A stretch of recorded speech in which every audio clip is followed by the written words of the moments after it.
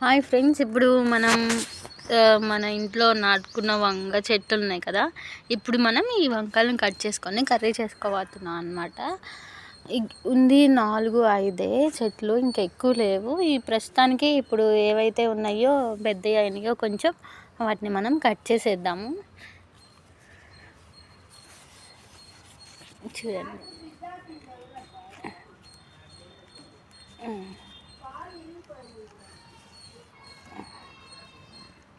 ఇది కట్ చేయడం కూడా నాకు రావట్లేదు.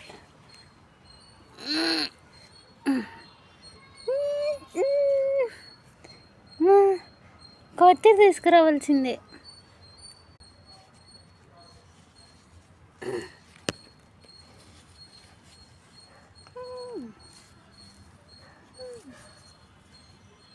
అబ్బా, పొట్టి చెట్టేనా ఎంత టైట్గా ఉన్నాయి.